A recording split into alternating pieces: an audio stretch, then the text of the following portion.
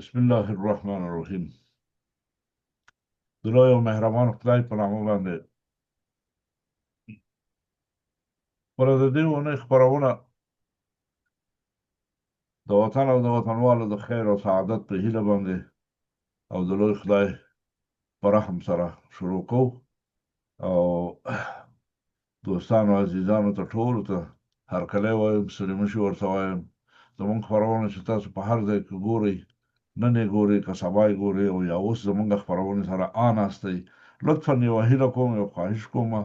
دغه تکلیف ځان ته ورکړئ. دا زمونږ خپرونه همدغه لحظه کې خپلو نورو دوستانو سره شریک کړئ. دا ستاسو ډېر وخت نه نیسي، ډېر لږ وخت نیسي. مونږ ټوله خواري په دې باندې ده، دا زمونږ اواز، زمونږ خبرې، زمونږ د دوستانو عزیزانو نظریات د افغانستان په باب، د نړۍ په باب څوک کومه خبره لري، دا زمونږ عزیزانو ته ورسېږي، ټول یې واوري. دا زمونږ خوارۍ هسې عبث تېرې نه شي او بې ځایه نه شي. زمونږ نور هدف نشته. دا هیله مې ستاسو ټولو نه ده. خواهش کوم همدغه لحظه د خپله زمونږ خپرونه لایف راغلې ده، ستاسو په خدمت کې یو. دا ټولو سره دغه کړئ، شریکه کړئ چې دوستان یې واوري او یو بل ته سره ور ورسوئ. زمونږ دغه ارزو ستاسو نو دا هیله ده. بله هیله هم دا ده ستاسو ټولو محترم اورېدونکو لیدونکو نه چې دا خپرونه مونږه د دې وطن د خیر، د فلاح، د سعادت لپاره او د وطنوالو د نظریاتو د خپرولو لپاره او د افغانستان په مهمو مسایلو باندې د وطنوالو د تبصرو او نظریاتو د شریکولو لپاره جوړه کړې ده. زمونږ په دې کې نور کوم بل مقصد نشته. مونږ د هېڅ چا پورې نه مربوط یو او نه د چا خوشامنګر یو، نه د چا نه د څه توقع لرو، او فقط صرف دغه زمونږ په خپل ځان باندې یوه فریضه ګڼو چې خپلو وطنوالو سره په مختلفو مسایلو کې هم خبرې وکړو او د دې لارې نه وکولی شو چې یو نیک نظر وړاندې کړو او دوستان موږ سره په دغه نیک نظر په خپرولو کې همکاري وکړي، ملګرتیا وکړي، تر څو زمونږ وطنوالو ته دا زمونږ غږ ور ورسېږي. نن د پنجشنبې ورځ ده، د دسمبر د میاشتې 11مه نیټه ده. همدغه وخت چې زمونږ خپرونه ده، زمونږ خپرونه لکه ځنډ هم ښه تقریبا 11 بجې دي دلته، دوستان به زمونږ خپرونه ګوري. نن خپرونه کې موږ په یوه موضوع باندې خبرې کوو چې په تېره اونۍ کې دا موضوع په د افغانستان په میډیا کې ښکته پورته کېږي او د افغانانو ترمنځ واقع شوې یوه مسله ده. په هغې باندې به بحث کوو او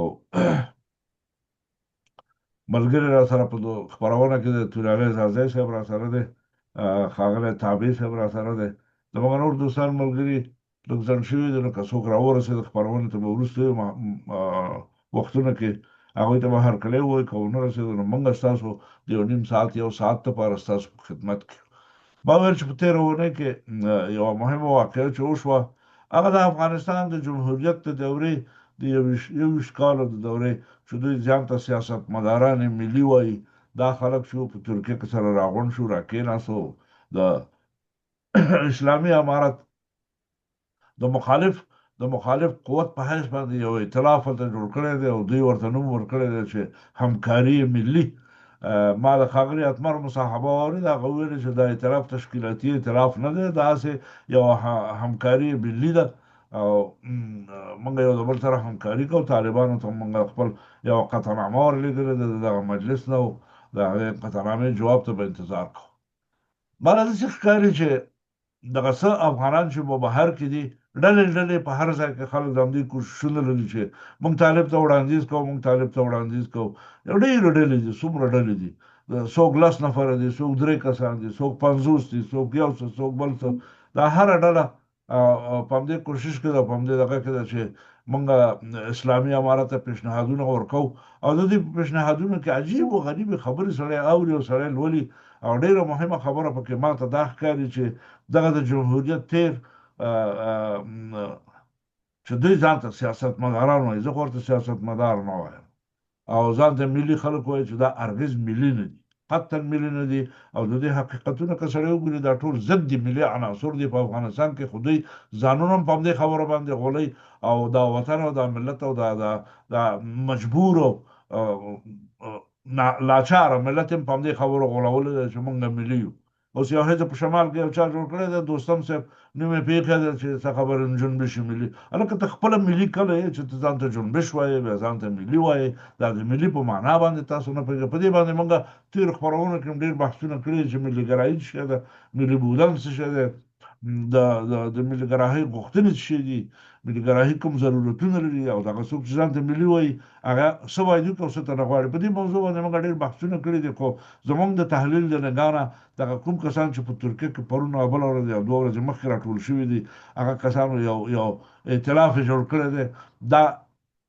ملي همکاري ورته اصلا دغه خلک ملي نه دي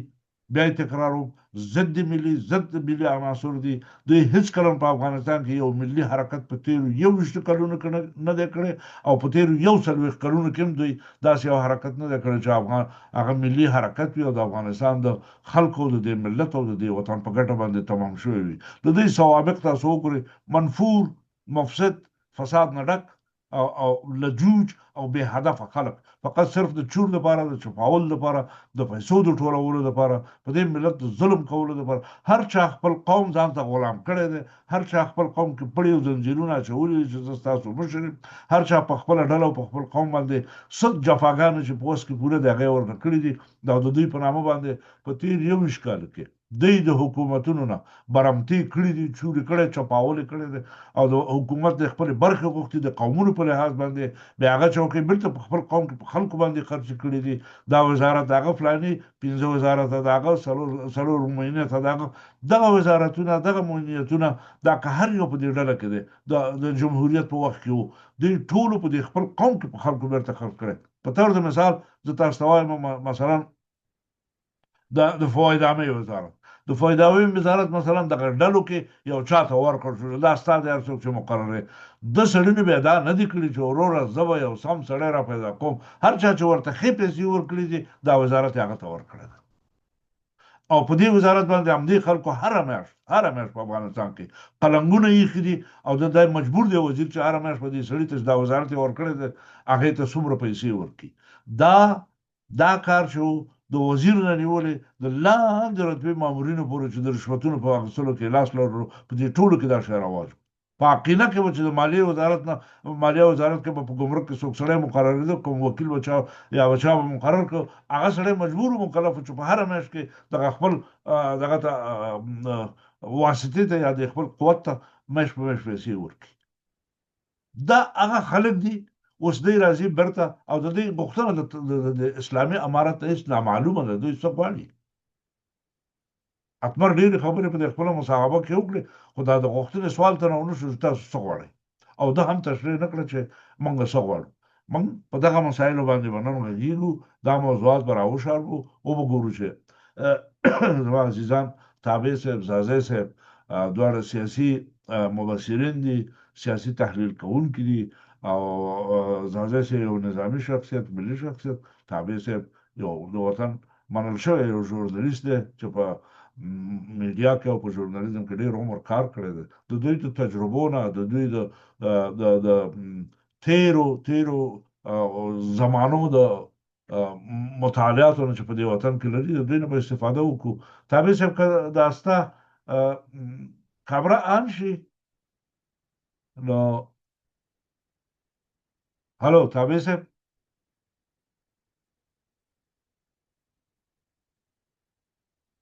تابع صاحب ستاسو مایکروفون ګل دی لکه چې زما غږ نه اورئ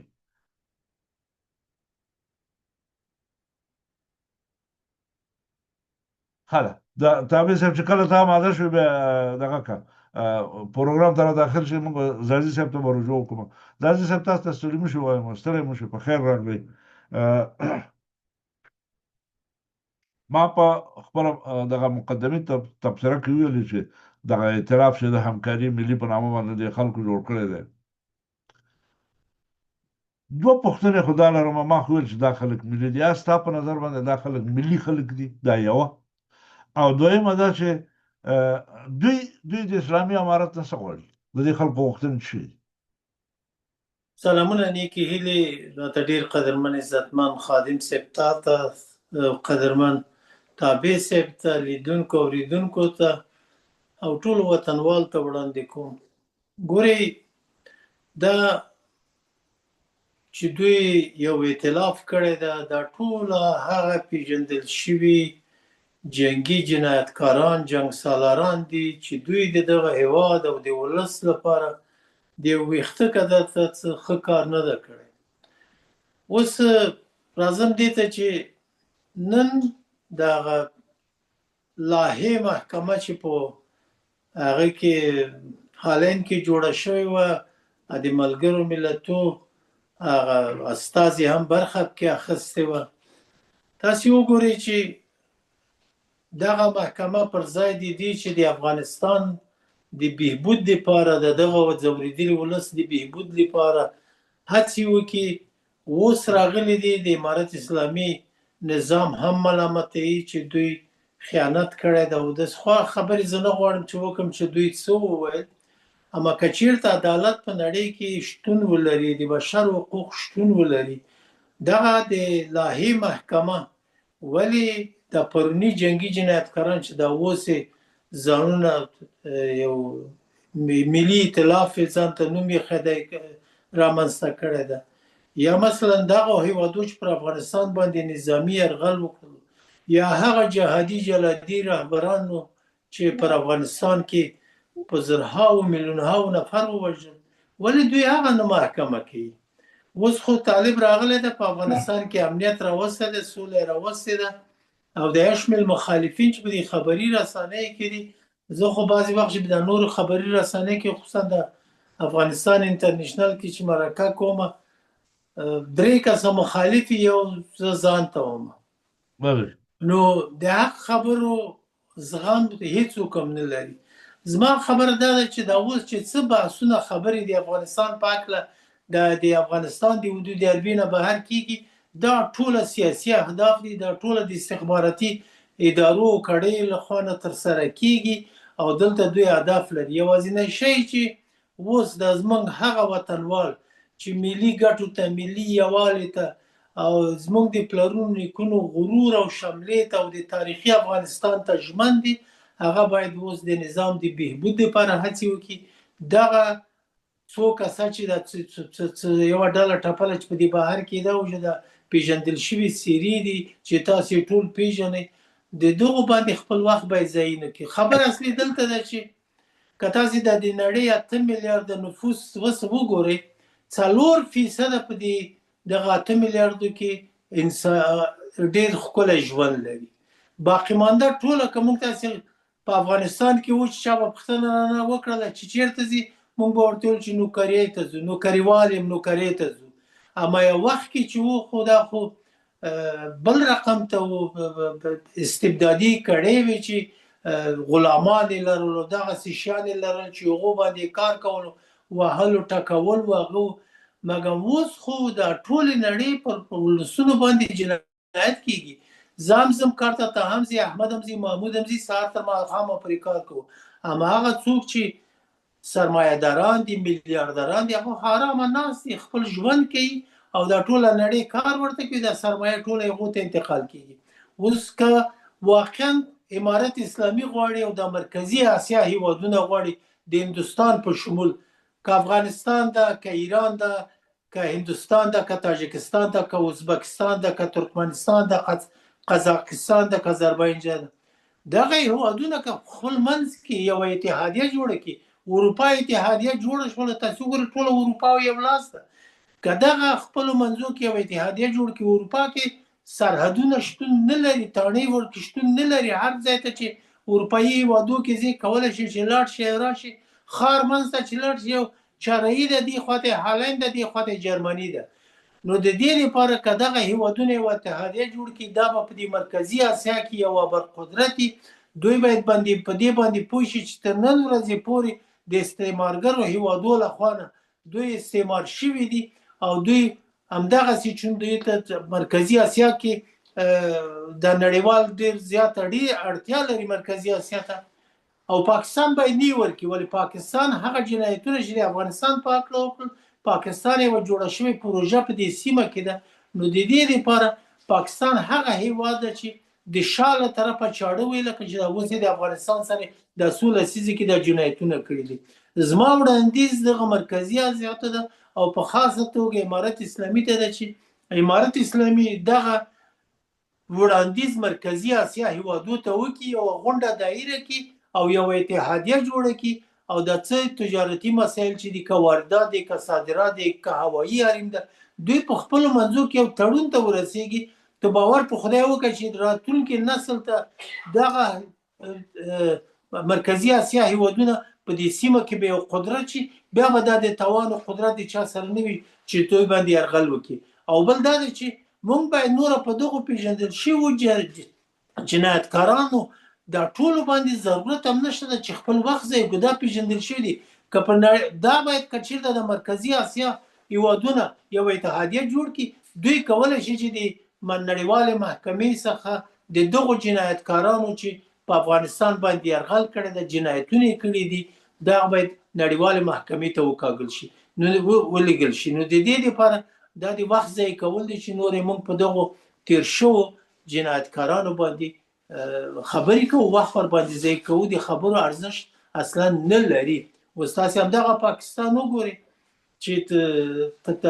تعامل تم سره ورزدل چې نور به برید نه کوي بیا هم هغه برید وکړو دا اوس چې څه ستونزې په پاکستان کې رامنځته کېږي د دوی لوی درسیز عاصم منیر وایي چې یا باید طالبان باید یو پریکړه وکړي چې یا باید پاکستان انتخاب وټاکي یا طالبان وټاکي دا په طالبانو پرې څرګنده دا په افغانستان پرې څرګنده دا د دوی د کورنۍ مسله ده ولې دغه پاکستان خپل ټول کثافات پر افغانستان باندې ټاپي ولې د نړیوال هیوادونو د پاکستان پر وړاندې خبرګون نه کوي ولې د نړیوال هیوادونو پاکستان نه تحریموي دا خو ټول جنایتونه دي چې د په دې سیمه کې رامنځته کیږي افغانستان مرکزی اسیا باید د نړیوال او برقدرت هیوادو د استعمار څخه باید ځان وژغوري دا یوه ځانګړې لاره د بریا ده مننه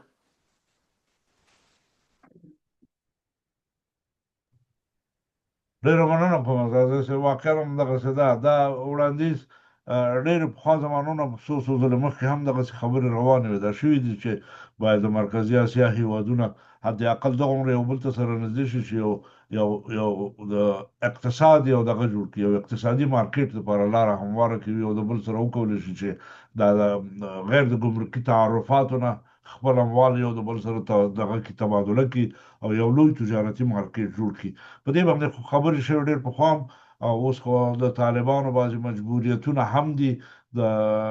هغې په اساس باندې د دې خبرو وخت اما وړاندیز ډېر ښه وړاندیز دی دا به موږ او تاسو به ژوندي یا به نه یو خو دا کار کېدونکی دی یوه ورځ او دا شی به کېږي د دنیا هم ورته پام ته د خلکو هم په هر صورت باندې زموږ بحث په دې باندې دی چې زازی صاحب چې هر کله دغه تېرو څلورو کلونو موږ او تاسو دا په سترګو کتلي دي چې هر کله چې اسلامي امارت یو قدم واخلي د یو سمې خواته او د یو نیک کار دپاره اراده وکړي دغسې یو غږ د یو ځای نه پورته شي موږ اتحادیه جوړه کړې ده او موږ تاسو سره خبرې کول غواړو او جنګ د حل لاره نه ده نو زما سوال د دغه خلکو نه دا دی چې اول خو ستاسو غوښتنې نامعلومه دي چې تاسو څه غواړئ دا یوه دویمه خبره دا ده چې دا تاسو تهدید کوئ دا تهدید یوازې د اسلامي امارت ته نه دی تاسو دا ټول ملت تهدیدوئ په دې معنا ملت تهدیدوئ چې دا اوس په دغه اوس وخت کې په دې فعلي حالت کې دغه اسلامي امارت ښه دی که بد دی خلکو منلی دی که نه دی منلی خو زه داسې اټکل کوم چې د 90% نه زیات افغانستان نفوس د اسلامي امارت امې پلوی دی او هم د اسلامي امارت نه سر قربانوي اسلامي امارت په ټول د تاریخ کې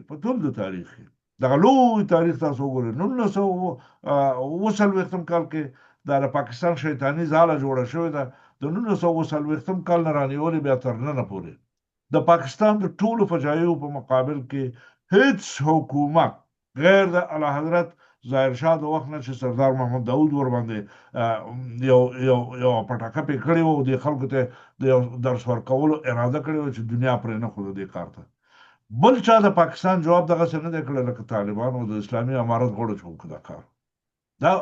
وطن خو دغه غواړي، ملت خو همداسې غواړي، ملت خپله خاوره غواړي، ملت خپل عزت او آبرو غواړي، او دې خلکو وکولی شو چې د دې ملت عزت او آبرو په ځای کې دا جناب اتمر صاحب ته چې پرون راغلی دا مصاحبې دې کولې، ستا سره دا نور ملګري دي چې دي ته په افغانستان کې د اتمر صاحب وزیر خارجه وي، وزیر داخله وي، وزیر معارف وي، څه ورته وایي د رئیس د استخباراتو وي، د امنیت د شورا دغه وي، مشر وي،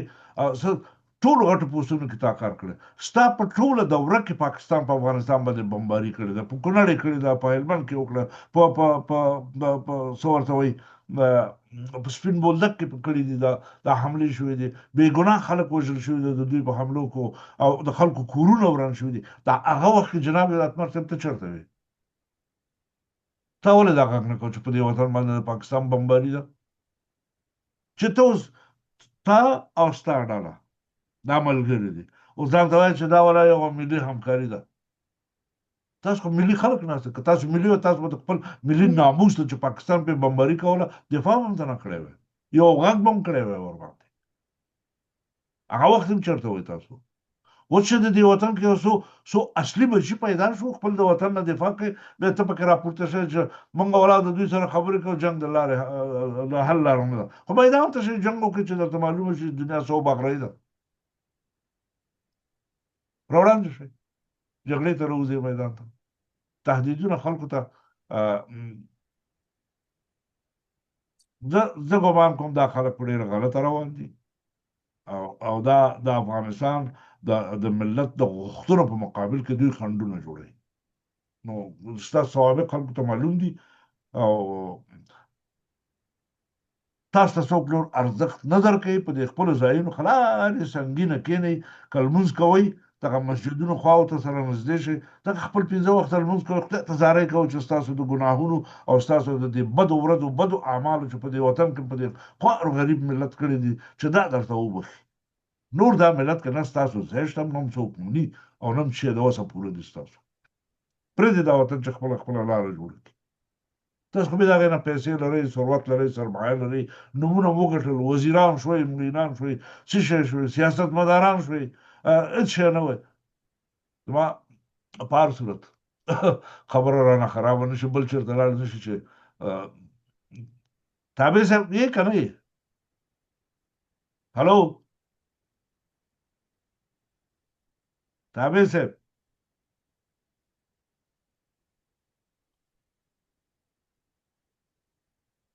دادا صاحب یو سوال بل،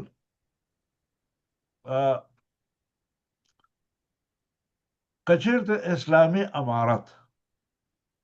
د دې خلکو دې غوښتنې ته لبیک ووایي، ورته ووایي چې هو در سره یې منم، او موږ به کینو، یو د بل سره خبرې به وکړو، د دوی لویه غوښتنه خو دا ده چې موږ سره دغه جوړ کړي، یو مشترک حکومت جوړ کړي. تاسو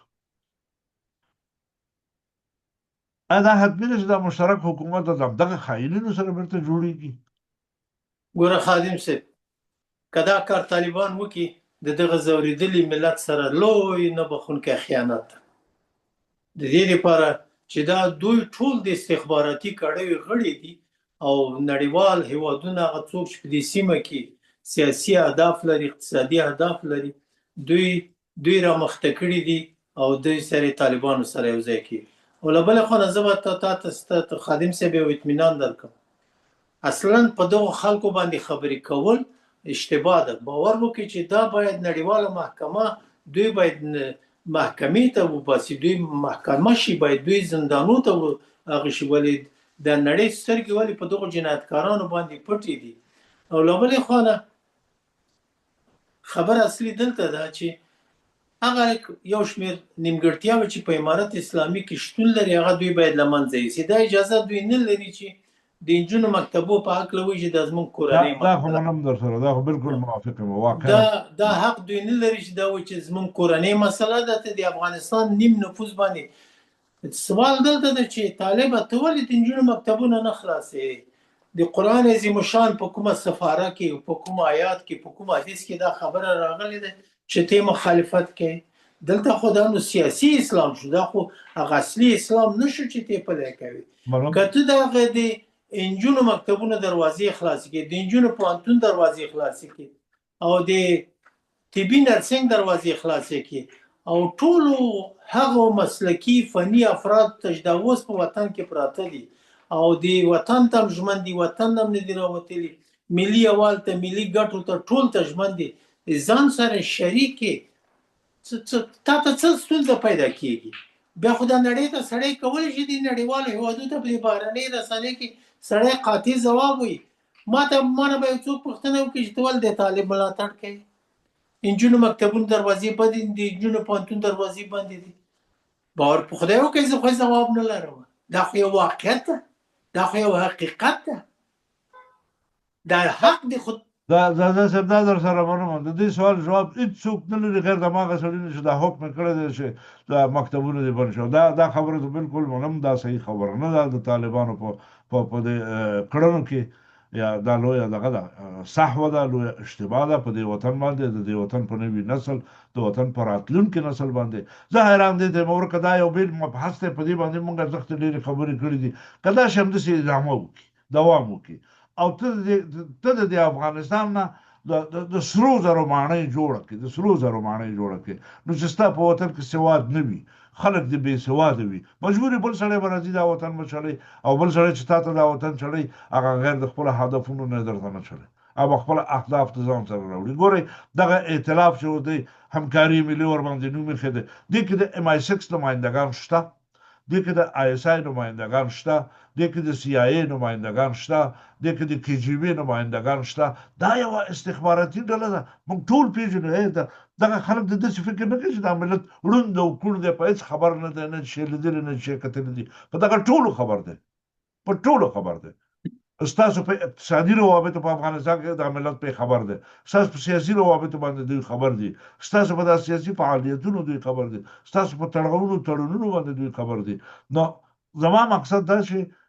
دغه خلک هم اجنبي خلکو د اجنبیانو په لاس کې یو بې سواده ملت کې دغسې پیښېږي که نه؟ دا یو بې علمه نافهمه ملت جوړول دا د افغانانو غوښتنه نه ده، دا د اجنبیانو غوښتنه ده. د اسلامي امارت ته موږ لیکلي دا شیونه ورکړي دي چې دا شیونه د لارې دپاره سم نه دي، او دا په خوله یې ووایو، په کراتو موږ په خپلو خپرونو کې دا خبره کړې ده چې دا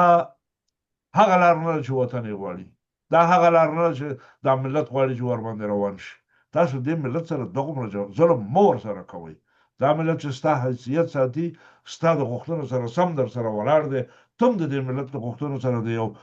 یو امارت په حیث باندې، یو اسلامي نظام په حیث باندې باید ودرېږي ورسره. مکتبونه باید خلاص شي، ځوانان نجونې دا باید مکتب ته لاړې شي، ښځو دپاره باید د کار زمینه مساعده شي. د خو اوس اسلامي بحثونو ته که لاړ شو، دې نه یو بل مبحث جوړېږي بیخي. هغه زه نه غواړم چې خبره عقیدې ته وباسو، خو خبره دا ده چې هغه ملت دغه نظام او هغه ملي حاکمیت په یو ملت کې کامیابېدی او موافقېدی شي چې د ملت د غوښتنو سره موازي او مساوي روان وي او د ملت غوښتنې پیاده کوي. که دا شی یو نظام نشي کولی، هغه اخر نسکوره کېږي، ناکامېږي. همدا دلیل دی چې دا جمهوریت ناکامه شو، جمهوریت سقوط شو. هغه خلکو چې دا جمهوریت په افغانستان کې جوړ کړی و، افغانستان کې جمهوریت ساتلو، پیسې پرې مصرفولې، اخر ته په تم شول، دته مې په کار نه وي، الله دې مړ شه. دا یې رخصت کړه او د طالبانو سره خپل روغې وکړې، خپې سپکې کړه، وتښتېد سره لاړه. په هر صورت باندې زه د دې خبره تایید کوم، باید طالبان په دې کې تجدید نظر وکړي. موږ د جهان سره د روابطو د ټینګولو دپاره، د جهان سره د دوستۍ دپاره، د جهان سره د سیاسي او اقتصادي اړیکو د ټینګولو دپاره موږ ضرورت لرو. موږ صحیح ده، موږ به معادن ډېر لرو، موږ به ثروت ډېر لرو، موږ به خزانې ډېر لرو، خو چې په استعمال او استخراج نه پوهېږو، څه به یې کوو؟ تاسو یو دانه د سرو زرو ټوټه واخلئ، یو بزګر ته یې ورکړئ، هغه یې جب کې اچوي، یو زرګر ته یې ورکړئ، هغه ته د الماسو ګوته جوړې، په لکهاو ډالر ورځي. نو چې دا وطن د سرو زرو کې چې زه په استفاده نه پوهېږم، په استعمال نه پوهېږم، زه یې څه کوم؟ څه په درد مې کړو؟ او دا خو د دې لپاره هم ده چې یوه ډله به په یو مملکت کې تر عمره او ابد به پاچاهي کې ملت یې ورته بې سواده او ملت یې ورته دغه وساتي بې علم او بې دانشه وساتي چې دوی په حکومتونو کې دا ډېرې پخوانۍ زړې فلسفې دي د ماکیاول تدریسونه دي چې په سیاست کې دا تدریس خلکو ته کړی دی چې څنګه حکومت وکړي په هر صورت باندې زموږ نه دا بحث وکړو چې تابع صاحب ما خو په تا باندې ډېر غږونه وکړه خو سلام سرسری ډېر غږونه مې وکړه خو ستا مایکروفون ګلو زما غږ دې نه اورېده زه بخښنه غواړم ستړی مه شې په خیر راغلی خدای دې خیر ولا ته دا څه ورته وایم ما ته خو ډېر ستړی ښکاري شونډې دې هم دغسې وچې شوي دي یخني ډېره ده لکه چې ستا خوا ته ولا هوا یخه ده صاحب بله صاحب هوا یخه ده ډېره که نه زما غږ خو تاسو نه درځي او صاحب زه ستاسې غږ لرم ډېر تشکر کوم مهرباني زه یقین لرم زمونږ بحث زما د زازي صاحب یو څه خبرې هم سره وکړې هغه بحث خو دې واورېده زمونږ ټوله خبره په دغه دا یو نامتجانس ائتلاف او نامیمونه ائتلاف چې په ترکیه کې دغه پخوانیو د تښتېدلو غلو جوړه کړې ده او هغې باندې د ملي همکارۍ نوم ایښی دی او اتمر د یو ټلویزیون سره په مرکو کې د دې ائتلاف په باب باندې بعضې خبرې وکړې ګرچې په راپورونو کې داسې راغله په فیسبوکونو کې ما ولوسته په کلیپونو کې مې ولیده په میډیا کې چې د دې ائتلاف په باب خبرې روان وې او د خبرو 20 دقیقې دوام نه دی کړی چې اتمر د مقاومتیانو لخوا نه ډېر سخت د شدیدو او ډېرو بدو کارګرانو الفاظو په اخیستو سره بې عزته شوی دی او دا ائتلاف بیرته ناکام شوی دی او بیا داسې هم ویل شوي دي چې اتمر د مقاومتیانو نه غوښتي دي چې باید عفو وغواړي د اتمر نه هغوی قبوله کړې نه ده د اتمر نه عفو هم نه ده غوښتې دا خبره هم ماته شوې ده آشیب نشته مګر بیا هم زموږ خبره په دې باندې دغه تابع صاحب د یو خبرنګار د یو ژورنالیست په حیث د یو لیکوال په حیث باندې د دې خلکو سوابق خو زموږ نه تاسو ته ډېر معلوم ځکه تاسو خو په دې جریاناتو کې وئ تاسو دا خبرونه لټول تاسو کار هم دا و چې خبر پیدا کوي د دې خلکو غوښتنې د افغانستان د ملت او د افغانستان د اسلامي امارات دا مشروع غوښتنې دي که هسې خپل ځانونه خوشحاله سلامونه تاسو ته او زاجي صاحب ته او کتونکو ته ګورئ زه په یو بل نظر یم فقله وکړه چې د ما نظر تاسو سره ټکر ونه لري خو د ما نظر د زه غواړم تاسو سره یو ځای کړم زه فکر کوم چې دا خلک به له طالبانو سره یو ځای کېږي ځکه دا تاریخ وښودله طالبان 2 ځلې راغلل مجاهدین 2 ځلې راغلل په همدې ډول خفیانو پرچمیان راغلل په جمهوریت کې سره کېناستل ښیښې یې سره وکړلې ډوډۍ یې سره وخوړلې دا د ما په اند باندې همدغه دیګ همدا شلغم په فارسي کې چې وایي مو دیګ مو شلغم افغانستان له بعد مرغ همداسې جوړ کړی ده دغه جغرافي څخه خپل صلابت او سلامت له لاسه ورکړ د نیابتي ډلو لپاره دلته سینه جګړو خلاصه کړله او زمینه ورته مساعد وسوله زه فکر کوم چې دوی په کراتو دالو کوي خو به دا ول چې هغه تیر تاریخ کې سړی لاړ شي دلته عقده ګوشایي ډېره کېږي دلته د عقدو په مبنا باندې سیاست مخ ته وړل کېږي چې په عقده باندې د خلکو څخه قرباني اخیستل کېږي دا زه فکر کوم دا به ډېر غلط کار وي که موږ غواړو چې افغانستان وژغورو خلک یې وژغورو د 20مې پېړۍ سره دا خلک ځان پکې پیدا کړي نو ته به دا وي چې دغه حقایقو ته د اوس دپاره غاړه کېښودل شي دغه د موږ چاچین دي دا درسته ده دا ټول غله وو دا په فساد ککړ وو لامل هم دوی شو چې طالبانو ته زمینه مساعده شي چې دغه د دوی 20 کلن جمهوریت دوی ته په ډېره مفته او اسانه توګه ور وسپارل شي دنیا اعتبار په دوی باندې ختم کړ دوی ول چې په سپین ږیرو په ځوانو په ښځو په نر باندې جنسي تېرینه کول زمینه مساعده کړله فحشاو ته د افغانستان ساختار ته ونه کتل د 20مې پېړۍ کې چې رایج ول دغه ټولو ته دوی شا کړله له بعده مرغه د افغانستان بالخصوص پښتون قشر په تروریزم په جاله کې راګیر سه او دلته دوی دا په دې ډول وژغورل شول چې وبخښي وروزل شول چې دوی باید همیشه یعنی تونلاري وشي همیشه له تحصیل سره له زده کړو څخه شاته وغورځېږي دا قصد همدغه مسایل دلته وشول چې ګورئ که تاسو فکر کوئ همدغه کسان چې اوس د هېواد څخه د باندې وتښتېدل کله د خراسان په نوم یا کله د افغانستان د نه منلو په نوم باندې یا کله هم دغه زړې ترمینالوژي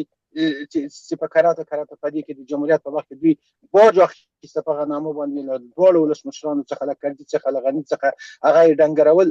دا په دې خاطر دا بېلګې یادوم چې دغه د افغانستان خلک دوی همداسې قصدا عمدن ویده ساتلي دي او دوی ته داسې شی په سترګو کې یا په خوله کې یا په غوږو کې ورکوي چې یعنې هر څه موږ یو او حال دا چې دوی هېڅ شی نه دي، دا د استخباراتو خلک دي. یو جمله مې د هغه ولیدله د خلیلزاد د مېرمن یا مې ډېره خوښه شوله چې امرالله صالح ته لیکلې وله چې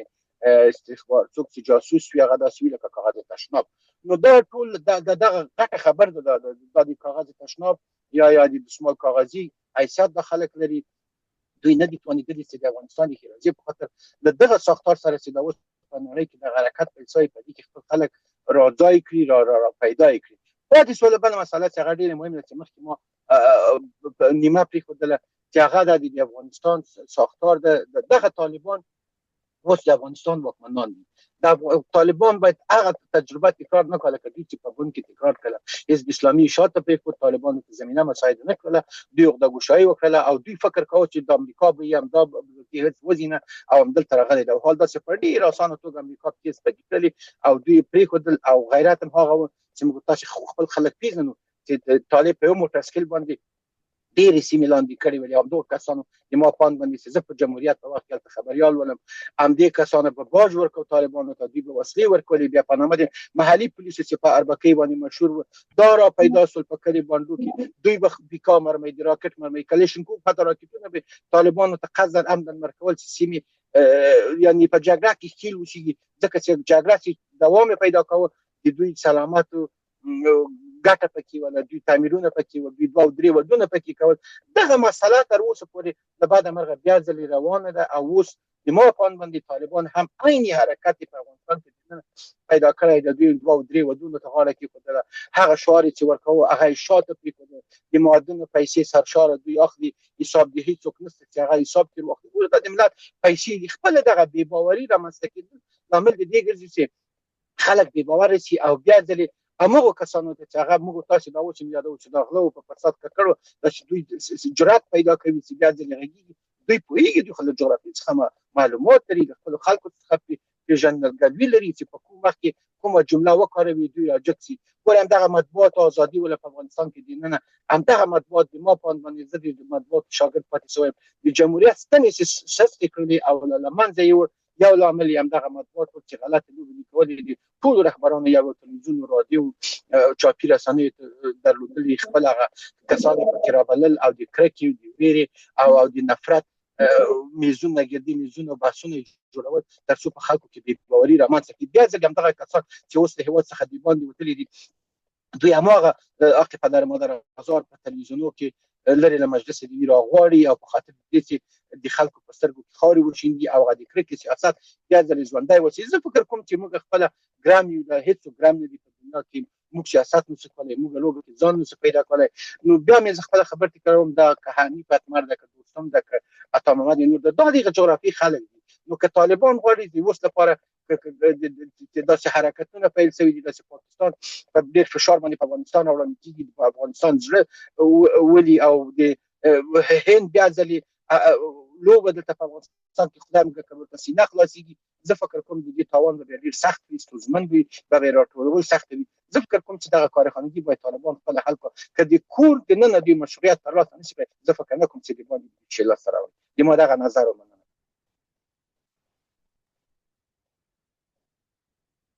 ادم صاحب ستاسې غږ زه نه لرم. بله تابع صاحب ښه، ما پوښتنه مې دا کوله مال اسلامي امارت ستاسو په نظر باندې د دې خلکو سره خبرو ته کېني که کېنني؟ بالکل داسې بل څوک یې سبا ته یو کارتوس څوک فکر کوي د افغانستان هغه یو څوک مثال د خبرې احساس د خطر کوي یا ډارېږي ښه څنګه کې دا خو د تا خلک همدغه څوک راغواړي په ما یې جوړوي زه خو هېڅ یم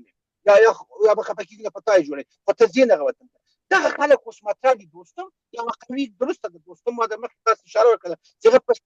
په سپین ږیري سړي باندې هغه جنسي تېری وکړ. شاید د صنعت تاریخ هغې غږ کلیپونه هر څه پراته دي. اما پغه ازبک تباره دغه د افغانستان خلک دي، همدغه دیګ همدغه شلغم په دوستم ازبکان خفه کېږي تر تباره. په محقق 4 ودونه یې وکړل. د محقق خپل کور کې جوړجاړی رانه شوی ورسره، یو زوی راجګ ته بل زوی خپل مړ.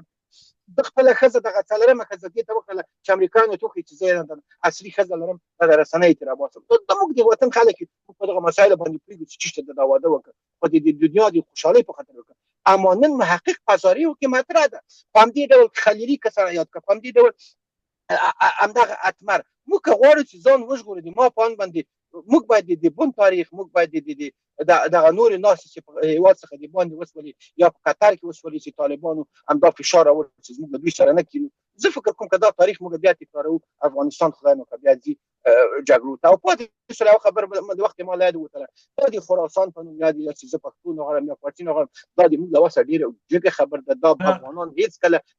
دا عملي کوی نشي دا د قدرتونو غوښتنه ولا چې افغانستان منځ کې کرغېړنه کرکه راکش کړه او دغه نوم یې کېښوده که دنیا دا اوس وغواړي تاسې باور وکړئ د تا بیرغ هم په دغو خلکو مني د تا ملي سرود هم پرې مني د تا دغه حربیه حدود چې دي چې په نامه د افغانستان دا مني والله وبالله د همدغو خلکو خلور پټوي چې که بیا د خراسان نوم اخیستي په خپله تبله وهم ځکه چې د دې خلکو جرأت معلوم ده دوی ته په کراتو د خلیلزاد په کتاب کې پرته دي چې هر یو به وایي سپوږمۍ پورته کش کړله یوه تیاره به مې وایي پورته کړله دوی به چوپ شول ګوره دا جرأت چې دوی ته معلومات لري موږ له دغو جغرافي خلک همدغه طالبان ګورې له کابل شاوخوا ته نه ورسېدلي دوی ټول وتښتېدل دغه شی موږ ته ټول معلوم دي خو ښه څه کوي دغه د تا د وطن خلک دي داسې حکمتیار وجود تابع صاحب خبره دا ده چې دا خلک د ملت خلک دي نه دي دوی د ملت نمایندګان نه دي دوی د ملت دغه دي یرغمل کوونکي دي محقق خپل قوم یرغمل کړی دی دوستم خپل قوم یرغمل کړی دی تاجک شپږ کسان یو ځای شوي دي د غلو ډله ده ټول تاجک یرغمل کړي دي د شیعه په نامه باندې دوی خلکو یرغمل کړي دي دا شیعهګان په دغه کې مشته په هرات کې مشته ټول د دوی سره مخالف ما دا خلکو مصاحبې تاسو مو اورېدلي ما مو اورېدلي دي دا د دې خلکو نمایندګان نه دي دا په دې خلکو باندې په زور ناست دي او ملت بیچاره هلته چې دی زه پکې مو تاسو بامیان کتلی نه تللی ما په بامیان کې یو نیم کال ما مستثنا لاغور بادغیس او نورستان دا درې ولایتونه نور مې ټول افغانستان تللی ما په بامیانو کې د کمونستانو په وخت کې یو نیم کال تبعیدي ژوند کړی په مغارو کې مې ژوند کړی دی د دې خلکو زندګي ماته معلومه ده د دې فقر بدبختي راته معلومه ده دا قابل د ژړا ده چې سړی وژاړي په دې خلکو باندې دا خو زما ستا د وطن خلک دي اما ډېر بد ژوند لري دا وراکه یو د محقق شاته ودرېږي بیچاره فقیر خلک دي ما د دې خلکو ژوند لیدلی اوس یې که تغییر کړی شاید تغییر کړی هماغه وخت زما سوال دا و چې دغه کسان چې دي دا د ملت نمایندګان نه دي دا د استخباراتو نمایندګان دي ټول دا د استخباراتو په زور دلته ناست دي خو دا اوس لاړ چې بامیانو ته ننوځئ تاسو موږ په میډیا کې ګورو زموږ د دې هزارو وروڼو د منځ نه هغه کفر چې د دغه خلکو پسې دوی په خپله وایي زه ورته نه وایو نور خلک یې نه وایي همدا رقم په تاجکو کې همدغه رقم په پښتنو کې همدغه رقم په د ازبک او ترکمنو د دې قوم کې دا زموږ د ملت هغه د قومونو د جوړښتونو پایې دي قوي پایې همدا دي خو دا پایې یرغمل شوي دي اوس زما ستا احمد محمود د هر ملیګرا افغان وظیفه دا ده چې دغه قومونه د دغه پنجو نه راخلاص کړو زه فکر خادم صاحب اجازه ده ستا دغې پوښتنې ته زه ځواب درکړم دا خپله خبره تکمیلوم زازه صاحب تا ته راګرځم زما سره نظر دا داسې فکر دی چې که چېرته اسلامي امارت خو د جمهوریت سره کومه فیصله نه ده کړې جمهوریت سره حتی خبرې هم نه کولې ورسره کېناستو اسلامي امارت د امریکا سره د ناتو سره د غربي هیوادونو سره خپلې فیصلې وکړې او د دوحې تړون هم د امریکا سره امضا کړ نو که اسلامي امارت بیرته د امریکې سره په دغه باب باندې خبرې وکړي او ووایي چې زه د افغانستان په ملت کې د ملت د نورو قومونو سره یو مشترک حکومت جوړوم مګر دغه غله چې په جمهوریت کې یو هم نه پرېږدم پکې بیا څه وایي دوی د قوم ادعا لري چې زما د قوم لپاره برخه ورکړه او یا د دې ادعا لري چې زه د یو سیاسي شخصیت په حیث باندې ماته برخه راکړه نو تا راخی نه درکوم ځکه چې ته قابل د محاکمې ستا تضمین او ضمانت اسلامي امارت په افغانستان کې نشي کولی خلک دې وژني خلک درپسې راپاسېږي اسلامي امارت یې نور نشي ساتلی نو تا ته اسلامي امارت په کوم نظر باندې تعالی دغه درکړي مشترک په حکومت کې تعالی برخه درکړي تا چې یو ویشت کاله په افغانستان کې د امریکایانو د اووه څلوېښت هېوادونو د سوري او د بیرغ لاندې حکومت کولو تا چاله برخه ورکړې ده خو د یو کلي نه یو 150 جنراله لرل د یو کلي نه بې سواده هغه هم جنرالان کړه بې سواده احمق ده اهله خلک م راوسته یو سړی م راوستی و هلته وزیر دفاع مقرر کړی و هغه په وزارت دفاع ارزېدو او تاسو خو د خپلو اعمالو ته فکر وکړئ بیا هغسې غوښتنه وکړئ پرېږدئ په لار د خدای دا ملت پرېږدئ چې خپل ځان ته خپله لاره وباسي پرېږدئ دا ملت او زموږ پخوانیو مشرانو یوه خبره کوله هغوی به ویلې دا خبره ما د ډېرو سپین ږیرو نه اورېدلې ده اوس نومونه اخلم ډېر وخت مې پرې تېرېږي خو زموږ پخوانیو سپین ږیرو په دغه خبرو باندې ډېر پرې ښه پوهېده هغوی ویلې د دې وطن او د دې ملت د سیاستمدارانو نه د دې ولس عوام مشران د دې مملکت په ادارو په چارو په کاروبار باندې ډېر پرې ښه پوهېږي دا اوس هم زه دا خبره کوم اوس هم دا خبره کوم وګورئ ورته راځئ مقایسه وکړو په تېرو 2.5 کالو کې ولاکه دغه عمر کار شو یو د اعلیحضرت ظاهرشاه د دورې نه بغیر او د اعلیحضرت نادر خان د دورې نه بغیر په دغه دوه دورو کې د افغانستان څه انکشافات بنیادي شی شوي دي په همدې دوه دورو کې شوي دي او همدې دوه کسانو کړي د دې نه ما سوا هغه خلکو چې د افغانستان لپاره په اقتصادي بنیادونو باندې شروع کړي چې ورته اقتصادي بنیادونه دي سیاسي بنیادونه ورته دي ټولنیز بنیادونه کې ورته کار کوي هغه هم دغه اسلامي امارت دی خو موږ یې په سترګو ګورو ورو موږ د اسلامي امارت نه غړي یو نه عضو یو او نه ولاکه دغه عمر څومره مینوال یو خو چې ښه کوي خو ته ښه وایو دا که ته پرې خفه کېږې که خوشحالېږې موږ ورته وایو دا یې حق دی ته راپورته شه د یو افغان په صفت او د دې ملت او دې وطن دپاره یو ښه عمل وکړي یو ښه کار وکړي چې ستا هم خلک یاد وکړي موږ څه کوي ملت دی یادوي په خپله دا ملت یو قدرشناس ملت دی دا ړوند او کوڼ ملت هم نه دی لکه د تاسو چې ورته داسې فکر کړی دی چې ولاکه ما ته واک رانه کړې نو بس ټول ازبکستان به درپسې راولم دا ازبکستان زموږ په شمال کې دا ازبک چې دا دغومره نور احمق هم نه دی چې ستا غوندې یو خر په خوله باندې په خپل وطندار باندې حملې شروع کړي یو څو کسان باسته دی یو بل د فیشني لشمک عطرونه په ځان راخي پلنګي کورتېګان یا غوندې په امریکا کې ناست دی صاحبه موږ په ټول وطن کې جبهې لرو ټول وطن ته خوارج شو بیا به ګورو تره نوزه میدان ته رانوزه پار صورت دی داسې صاحب مهرباني وکړه تا د وینا ادم صاحب په ډېر درنښت سره بخښنه غواړم داسې چل ده چې حقیقت یا حق دا د خدای نوم د مونږ باید د حق خبرې وکړو د وطن په هکله باید واقعیتونه ووایو تاسو وګورئ ولې د نړیوال هېوادونه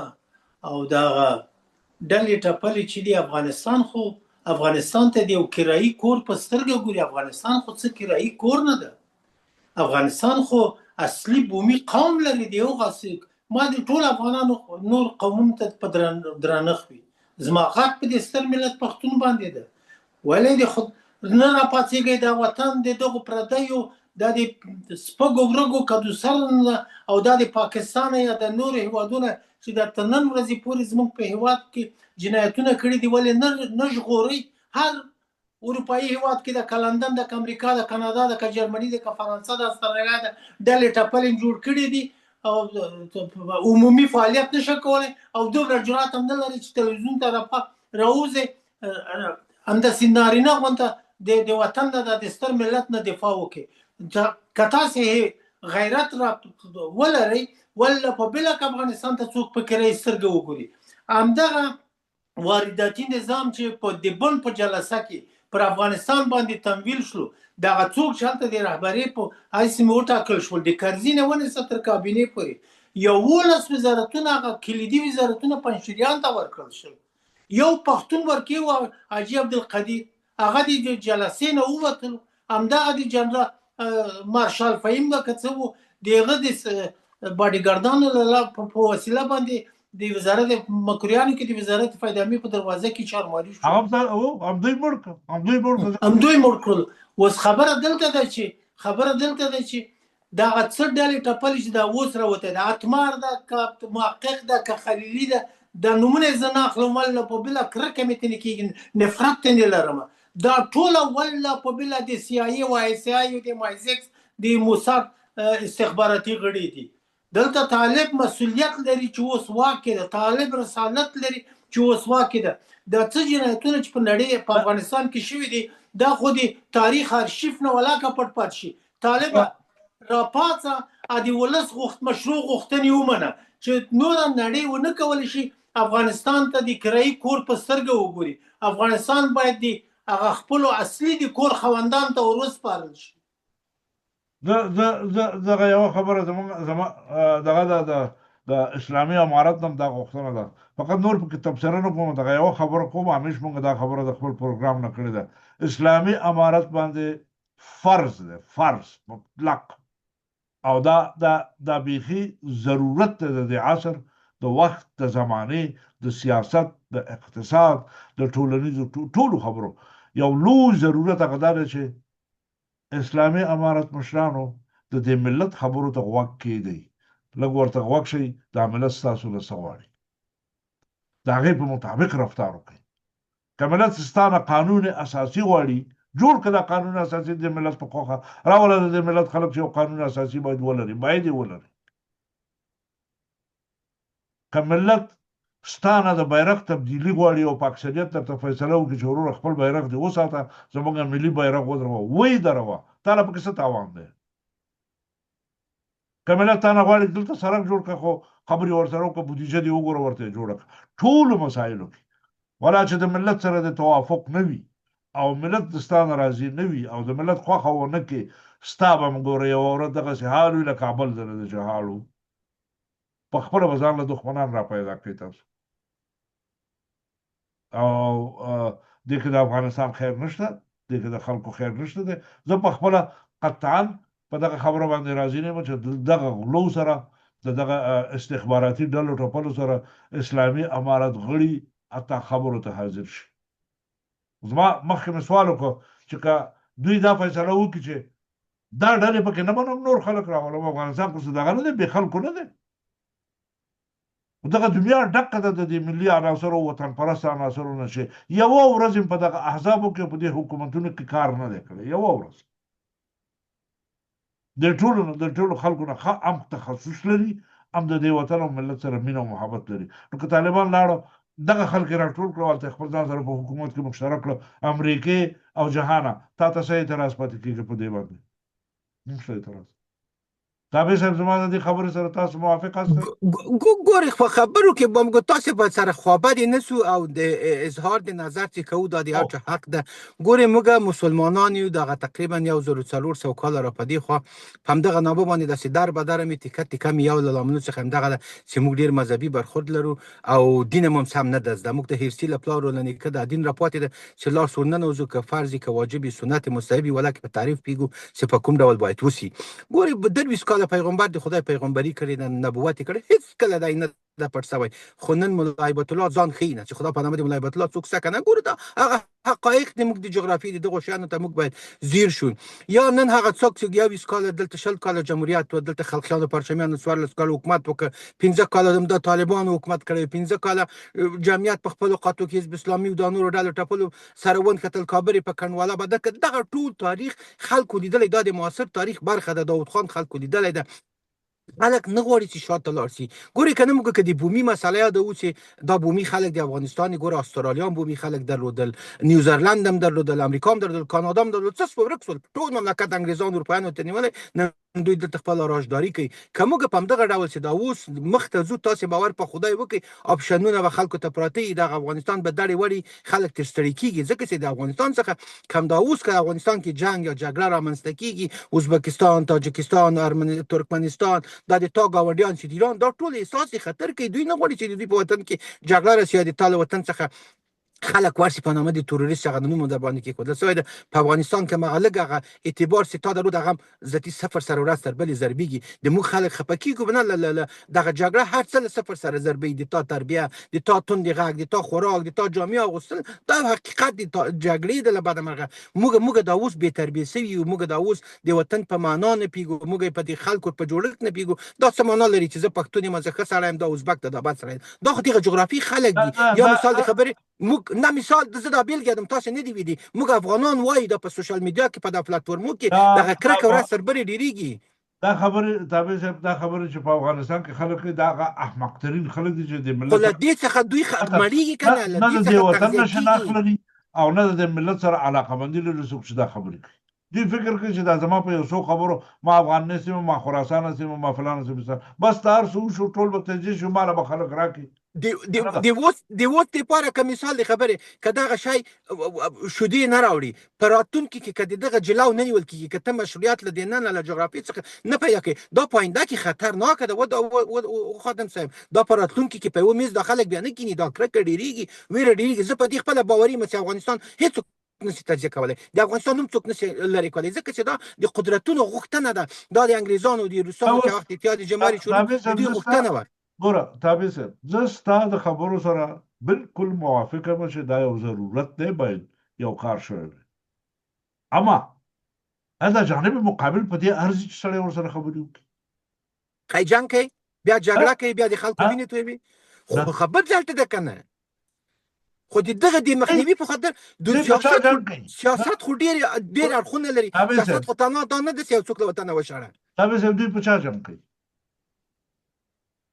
کوي کرا د طالبان اول 4 کاله چوپ نه وناس جنگ یې ونه کړ، د خلک یې وطن نه لري نه 20 کاله د جمهوریت په مقابل کې ونه درېدل. همدغه د مقاومت اول په نامه باندې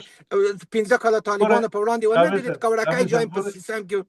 زه ستا خبرو سره بالکل توافق لرم او موافق یم. ستا نظر دی ستا په رنګه به شاید ډېر خلک به نور هم همدغسې نظر ولري لکه تاسو غوندې دا ولري. دغه کسان لکه چې زمونږ غوندې دا نظر ورکوي چې موږ به بیا جنګ ته مجبوره کېږو، که دې خبرو ته غاړه ږدو او موږ د دې وطن د اصلي د خیانتونو ستوري فقرات سره بیرته کینو، خبرې ورسره کوو. دا خو موږ دا ملت په خپله او دا وطن په خپله د دې خلکو په لاس کې د یرغمل په حیث ورکوو ورته. خو ملت خو ګراو ده، ملت خو مخکې مې بل مرکه کې تاسو ته خلکیان راغله برید ورته پرېښودل، مجاهدین راغله پکورې ورته په سر که طالب راغی پاجي ورته وتاړه. ملت خو دغه ملت ده، خو ملت خو ګوسپندي ملت ده چې هر څوک راځي دا هغه بلې ده ورته. خو د ملت ټوله کلي د دوی لاس کې ده. نو ګوره تابع صاحب تر څو پورې به د دې وطن دغسې حالت وي چې هر څوک به راځي د ملت په سر باندې به یو بله خولۍ ږدي. ترڅو چې لکه بهار عربي چې ورته وایي چې په تونس کې یو ځوان راجګ څه ټول عربي نړۍ ته تغییر ورکړ. هغه عربانو ته چې د خوراک په ډوډۍ 50 کاله د مخکې نه بدل، په موږ کې ته داسې یو ځوان یو ښځه نر که را پیدا نه شي ترڅو له دغه خلکو څخه موږ ځان خلاص کړو. په دې خبرو قرآن که چی وسي. خادم صاحب اجازه ده ما ته نو یوه دقیقه اجازه راکړه چې زه د تابع صاحب ته د دوست په صفت یو څه ووایم. زه ته په کانادا کې تابع صاحب هم کانادا کې زه په آلمان کې زه کولی شم چې په آلمان ته وایم چې دا افغانستان د آلمان نه ده، فرانسې ته لاړ شم فرانسې ته وایم چې دا افغانستان د آلمان نه ده. په آلمان کې ولې آلماني ژبه باندې خلک خبرې کوي؟ دویچلند یې نوم ده. په فرانسه کې ولې په فرانسوي ژبه خلک خبرې کوي؟ نوم یې فرانسه ده. په ایتالیا کې ولې خلک په ایتالیوي ژبې خبرې کوي؟ نوم ایتالیا ده. په دنمارک کې ولې په دنمارکي ژبې خبرې کوي؟ په هالند کې ولې په هالندي ژبې خبرې کوي؟ په پرتګال کې ولې په پرتګالي ژبې خبرې کوي؟ دا یو مثال ده د ښه نظام او د ښه انسان هغه اعتبار چې د پاک وجدان ټاکي. اوس پس له څو لسیزو په افغانستان کې سوله راغلی ده، امنیت تامین ده، نیمګړتیاوې کې شتون لري. موږ کولی شو چې د اصلاحي نیوکو په شکل سره په امارت اسلامي باندې وکړو. باور وکړه زما خپلو خپلوانو دي د ټولو ځي په هوایي ډګر کې چې 2 دقیقې یو میلمه څوک ودري هغلته نفر ولاړ دی غواړي دفتر ته چې دا دې ولې 2 دقیقې دا میلمه ودرولو د څه دپاره؟ دا حق تا ته چا درکړی ده؟ بکس دې نه خلاصوي، قوارې ته دې نه ګوري. دا دومره امنیت په دې 2 بجو 3 بجو د شپې په د افغانستان په ټولو ولایتو ولسوالیو کې وګرځي څوک نه درته وایي چې چېرته لاړ شه. اوس موږ څنګه کولی شو دا خپل وجدان دې پښو لاندې کړو بیا دغو ډلو ټپلو ته چې افغانستان یې د تباهۍ او بربادۍ سره مخامخ کړی ده، دغو قاتلینو ته، دغو پیژندل شوو جنایتکارانو ته، دغه د ستر ملت پښتنو ښکاره دښمنانو ته، همدغه دوستم 15,000 نفره په دشت لیلي کې ونه وژل، همدغه کابل کې همدغه رباني او شورای نظام څومره پښتانه د خاورې سره سم کړل، څومره پښتنو ولایتونه د خاورې سره سم کړل. زما له نظره دا باید اوس امارت اسلامي یو غږ په نړیوالو باندې وکړي د دوی دوسیې باید نړیوالې محکمې ته ورمسپاري، دوی باید نړیوال محکمه شي. نور په افغانستان کې زه ډاډ در کوم طالب پاتې کیدونکی ده، طالب په دې هیواد کې پاتې کیدونکی ده او باید پاتې شي. دا چې هر څوک د طالب په ضد خبرې کوي دا ښکاره دښمني د دغه دردېدلي ځورېدلي ملت سره ده، ښکاره دښمني د افغانستان د حدود حربې سره ده، ښکاره دښمني د دغه مسلمان او بیچاره هیواد سره د څه د پاسه 4 لسیزې څومره جنایتونه چې په دې هیواد کې ونه شول. اوس چې امنیت راغلی ده د همدغه د بهر نه خلک ځي افغانستان ته، خپل هم ګوري خپلوان هم ګوري، د خپلو کورونو قوالې د ځمکو قوالې بیرته امارت اسلامي په لاس ورکړي. چور چپاول غارت ټول له منځه لاړو، یو انساني ټولنه هلته رامنځته شوې ده. اوس د دې لپاره نو موږ باید په دې خوشحاله اوسو چې هغه ولس اوس ارامه خوب کوي، که ماشوم ده که سپین سرې ده که سپین ږیری ده که مریض ده که معیوب ده، دا ټول ارامه ژوند کوي. باور په خدای وکړه چې زاده صاحب اجازه راکړه، زاده صاحب اجازه راکړه. نه زه هیڅ یوه خبره ته وکړم، زه په هیڅ صورت سره نوره په دې خپله خوله باندې د دغو فاسدو د دغو جنایتکارانو د دغه د بهرنیو هیوادو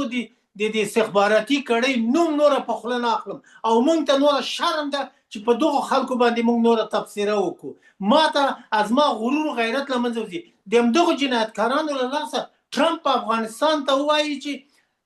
دغه سپک خلک او افغانستان ته د دوزخ نوم کېښودلو. د افغانستان په تاریخ کې موږ پلرونو نیکونو غرور و شملم له لاسه ورکړله. موږ څومره غیرتي ولس لرلو، څومره غیرتي هیواد هم لرلو چې ټولو نړۍ ته معلوم وو. اوس موږ راغلي یو 2 پیسې ټرمپ والله په بله خدای خو رئیس جمهور ده که په یو دسترخوان کې راسره کیني ولاکه ډوډۍ ورسره وخورو. واقعیتاً ولې دوی انسان ته ارزښت نه لري. دومره سپکه خبره چې د امریکا په تاریخ کې رئیس جمهور نه وکړي لکه ټرمپ چې څو هیوادو ته وکړه، بیا خصوصا افغانستان نوم یې واخیستلو. دا د چا د لاسه؟ دا د همدغو بې شرفو بې وجدانو پستو کمزاتو کمظرفو پخوانیو ډلو ټپلو له لاسه. اوس څنګه مو څه ضرورت لري چې په دې بې شرفو باندې وغږېږو؟ ما مخکې وویل افغانستان خو کرایي کور نه ده چې هر ډله او د اوسو بې وجدان ته یې په کرا ورکړو. دا ته چې یو کور په کرا نه شي پوښتنه د نه کوي څه کاری. دا صاحب لږ به دغه کو څه ورته وایي د کنټرول نه به نه وځو. خبره مې دا کوله چې دا اسلامي امارت غړي د اسلامي امارت خلک چې دا هم داسې سوچه ملایکې نه دي، دوی کوم ډېر نواقص دي وروره په مملکت کې. نواقص دي اصلاح کړي، نواقص دي اصلاح کړي. کاري ده په مملکت کې، بې تعلیمي ده په مملکت کې، ډېر مشکلات نور شته دی. او خو اساسي نقطه دا ده، دا خبره موږ تاسو په تېرو خپرونو کې کړې ده چې موږ هر وخت په تېرو 2.5 کالو کې همدغه خواریم کړه، خصوصا دا موږ پښتانو، دا پښتنو ته دا خبره راځي ده. زه ورته کوم پښتنو همیشه د دې خواري کړې ده چې دا نظام چپه که په یوازې بل نظام جوړ که. د نظام د اصلاح دپاره چا ملا نه ده تړلې، د نظام د اصلاح دپاره خلکو ډلې نه دي جوړې کړي، د نظام د اصلاح دپاره خلکو وړاندیزونه وړاندې نه کړه، د نظام د اصلاح دپاره خلکو په ډله په قوت د نظام سره په همکارۍ باندې شروع نه ده کړې. موږ نظام منو. ته څه وایې د جهان نظامونه ټول دغسې د اسمان نه راغله، دومره ښایسته ښایسته خلک وو. اوس د یو مثال درکړم زاده صاحب، په غربي افریقا کې یو ورکوټه هېواد هغه په فارسي کې او د افغانستان په دې خبرونو کې به ورته سواحل عاج ویلې. عاج هغه یو مملکت پکې دی په نوم د بورکینا فاسو. بورکینا فاسو کې یو هلک 30 کلن هلک دی، کودتا یې کړې ده په نوم د حسین تروري. حسین تروري یاره زه خو چې د دې سړي دې خبرو ته ګورم، د ده کار ته ګورم، د دې ټولې دنیا رهبران دې لاړ شي د ده نه دې وطن پرستي زده کړي، د ده نه د ملت پروري زده کړي، د ده نه دې په وطن باندې عشق زده کړي. خلک دا شته په دنیا کې پېښېږي، دا شی نه خلک پیدا کېږي. خو دې سړي څه کړي؟ دغه نن ورځې ټول ملت دغه خپل رئیس جمهور سره ولاړ دی، څوک په تذکوره لګیا دی کار کوي، څوک په بیل کوي، څوک په ټراکټور کوي، څوک په یو شي، څوک په بل شي. او ټول اراده کړې ده چې بورکینا فاسو به یو مستقل هیواد وي، او دا مستقل هیواد دی. فرانسې ته نغلا کول، امریکې ته نغلا کول، ټول یې ترې وویسته. انسان مجبورېږي اخره پورې. او ټول تقریبا دغه د بورکینا فاسو څومره نفوس دی 10 میلیون دی که څومره نفوس لري یا کم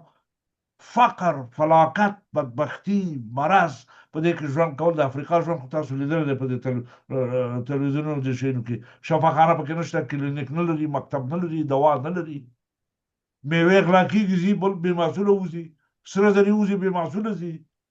او دې وطن ته یو سړی پکې خدای پیدا کړ اوس یې ملت په خوا کې ولاړ دی ورنه پشتیوانه کوي زما مطلب د دغه مثال نه دا و چې موږ لم پکار دي موږ لم پکار دي په اوس د دې چې په دې فکر کوم چې یاره دا چپکه بل به جوړ کوم او د بل دپاره د جوړولو دپاره نه نظریه لرم نه انتخاب لرم او نه د هغې نه بهتر راته معلوم دی د امریکایانو د سیاست اخرینه فیصله دا ده چې دا کار وکړه بیا به وروسته ورسره ګورو دا نظام چپکه بیا به ګورو د دې نظام سره بدبختي شروع کړه بیا به ګورو د نظام سره مخالفتونه وکړي بیا به ګورو دا موږ د ټول وخت خپل تاریخ دا کار کړی دی دا تکرار کړی دی او په همدغه تکرار باندې لګیا یو همداسې روان یو څو پورې څومره که مونږ خادم صاحب یو لاس یو متحد وای دا ټول افغانستان د شمال نه تر جنوب نه تر شرقه تر غربه پورې نړۍ به دا توان قدرت لرلو چې زمونږ په کورنۍ چارو کې مداخله وکړي مونږ ته رهبر هم وټاکي مونږ ته نظام هم وټاکي در به درم کې خاک به سرم کې دغه اوس د ډلې ټپلې چې په دې ټول اروپایي او غربي هېوادو کې امریکا کانادا استرالیا کې په استرالیا کې هزاره راپاڅېږي د افغانستان بیرغ ته اور وراشي ته ماته د نړۍ یو ته ماته د نړۍ یو هېواد وښیه چې خپل بیرغ ته اور وراشولی ما غوښتل چې دغه خبره وکړم چې په دغه ډله کې دا سرور دانش هم پکې دی او سرور دانش هغه څوک دی چې هغه خپله ویلي زه افغان نه یم زه په افغانستان کې نو ته چې افغان نه یې تا سره څه خبرې وکړو ته افغانیت نه منې تا سره زه څه ووایم باور وکړه چې د دغه افراد نه دوی خپل هغه قومونه چې په افغانستان کې دي که هزاره ده که ازبک ده که ترکمن ده که پشهیي ده که بلوچ ده څوک ده نفرت ترې لري د دغو افرادو نه کرکې ترې کېږي لاړ شه اوس د منډیې ته لاړ شه کابل منډیې ته دوکانونه دي دیګ بخار کې شوروا پخه کړې ده هزاره ازبک ترکمن پښتون تاجک په یوه کاسه کې شوروا کې ډوډۍ ماچوي یو ځای خوري دا خبرې نشته ورسره دا ټوله مبارزه چې ده د میډیاګانو مبارزه ده چې په میډیا کې ترسره کېږي دا ډلې ټپلې چې دي په میډیا کې دي والله په بله کم دا ټول ملت یو غږ سره راپورته کړي چې موږ غواړو د موجوده نظام د بهبود لپاره کار وکړو موږ نور څوک نه منو دغه ورځ دغه ساعت دغه دقیقه دغه بحث زه درته قسم خورم که بیا نور افغانستان باندې څوک جرأت وکړي ما اول کې درته وویل که چېرته د مرکزي اسیا هېوادونه یو اتحادیه جوړه کړي پرته له پاکستانه د هند په شمول تاسې بیا وګورئ نړۍ کې به د چا توان او قدرت هیڅ دی افغانستان پر وړاندې یا د مرکزي اسیا هېوادو پر وړاندې حرکت وکړي همدا اوس د اروپا د اتحادیې پر وړاندې څوک کولی شي کوم عمل وکړي موږ ضرورت لرو مخکې د دغه خبرو نه د خپل وطن را جوړ او د خپل وطن ساختار لپاره ضرورت څه لرو خادم صاحب چې په دغو پیژندل شوو ازمودن خاطاس جنایتکارانو باندې خپل وخت ضایع کړو ولې نشو کولی د نظام د بهبود لپاره د هېواد راتلونکي لپاره وړاندیزونه ونه کړو زما غوښتنه هم همدا ده زما وړاندیز هم وطن ته د اسلامي امارت ټولو خلکو ته همدا ده دا خلک د دې وړ نه دي سړی ورسره خبرې وکړي دا د خبرو نه دي او نه دا د خلکو نمایندګان دي اسې یو شی دلته راجستر کړی دی د جمهوریت په وخت کې هغه هم په رشوت باندې هغه جمهوریت په وخت کې د احزابو د راجستر لپاره یو قانون دی ویستی و چې باید ته 12,000 تذکرې ویسي حکومت ته په خلطو بوجۍ وکړي هلته یې ورته واچوې په مخ کې چې دا 12,000 تذکرې واخله او څه ولا زه یو حزب یم نو دا تذکرې خو وکیلانو د خلکو په افغانستان کې په پیسو د خلکو نه راټولولې که نه هره تذکره په $10 وه احزاب هم په همدې رقم جوړ کړه نو تا چې په دې شکل په افغانستان کې حزب جوړ کړی دی او نام په ځان د نوم هم ایښی دی چې جنوش ملي که خیزک ملي نو ته اوس حزب یې تا له باید د حزب په سترګه خلک وګوري زه خپله شخصا د دغه شي سره شدیدا مخالف یم د دې خلکو سره په هیڅ شکل د یو حکومت په عنوان په هیڅ شکل په دې خاطر چې دوی سره د سورت افغانستان کې صلح د دوی په نامه باندې راتلونکي دا دوی کولای شي افغانستان ته صلح او جنگ دواړه راولي دا نه د صلح مالکین دي نه د جنگ مالکین دي خادم صاحب ته لاړ شه د دوی دغه خبرو ته چې د پرون درې ورځې کېږي ته دا کومنټونه وګوره چې څومره دغه خلکو ته څومره سپکې خبرې 99% دغه خلکو کنځلې کړي دي دا څوک چې د پخواني د جمهوریت کې همدغه ډلې ټپلې وي که د سرور دانش ده کاره بدو بلا هره سپکه ورکه که دوسری ده دومره سپکې خبرې ورته کړي اوس ملت په دې پوه شوی ده زه 40 کاله کېږي د افغانستان وتلی ما د خپل مور مړی ونه لیدلو ما د خپل پلار مړی ونه لیدلو ما د خپل ورور چې تی پیژنې مکتب کې را سره وزمري مړی ونه لیدلو اوس خو ټول ځي خپل خویندې ګوري میندې ګوري ترندې ګوري ماماګان ګوري کلیوال ګوري د ماموریت دورې ملګري ګوري دا زموږ ارمان دی چې وطن ته لاره خلاصه شوله بس ته نوره په دغو په بې شرف او بې وجدانو باندې خبرې کول په دغو باندې خبرې کول دا اصلا لویه تاریخي اشتباه ده نور زه څه نه لرم بس کار لرم که اجازه ای عزیزانو زمونږ د خپرونې وخت هم پوره دی اته 3-4 دقیقې مونږ زیات هم شو په دې خپرونه باندې نن زه پوهېږم دوستان به ډېر غواړي چې په دغه مطالبو باندې خبرې وکړي سړی بحثونه پرې وکړي خو دا بحث چې هر څومره راتاو کړو اخرینه نقطه یې دا ده چې دغه کسان د جمهوریت پخواني دعواداران او د وزیر په نامه او د حزب په نامه او د سیاستمدار په نامه باندې چې دا خلک بیرون ناست دي او د وطن کې ادعا د دعوا ده دا لري چې ما سره حکومت شریکه موږ بالکل په دغه شي باندې راضي نه یو موافق نه یو د طالب د دې نه بدترې سختې ورځې قبول دي نه د دغه استخباراتي نمایندګانو د دیموکراسۍ سره ژوند کول زه خو په دیموکراسۍ نور عقیده نه لرم وروسته د 45 کالو زه په دې خبره پوه شوم چې دیموکراسي د ملتونو د استعمار دپاره یو لوی دام دی زه لګیم په دې باندې یو څه لیکل لرم کتاب پارچونه باندې د دوستانو وخت هم پوره دی الله دې تاسو ټول ژوندي او ښاد لري زموږ خبرې د وطن په باب دغه خبرې وې نن او یوه خبره کوم خادم صاحب که د وطنوال څوک چې د دې وطن سره د دغه دردیدلي ځورېدلي ملت سره مینه لري علاقه لري تلیفون شماره دې ټول ته معلومه ده تلیفون دې وکړي د پنجشنبې په ورځ چې هره پنجشنبه د خپرونه کېږي برخه دې واخلي د ولس د ملت د یووالي لپاره د ملي وحدت لپاره باید خبرې وکړي بالکل بل کار کوو راتلونکې پنجشنبه زما نمبر زه به دغه کوم خپل فیسبوک کې مې شته هر ځای کې ما پیدا کولی شي خلک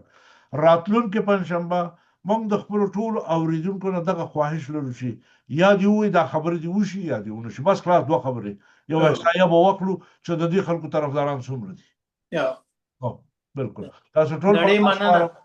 ټول په الله سپارم خدای مو مان خدای په امان تابع صاحب خوشاله اوسئ خدای په امان تشکر کوم خدای په امان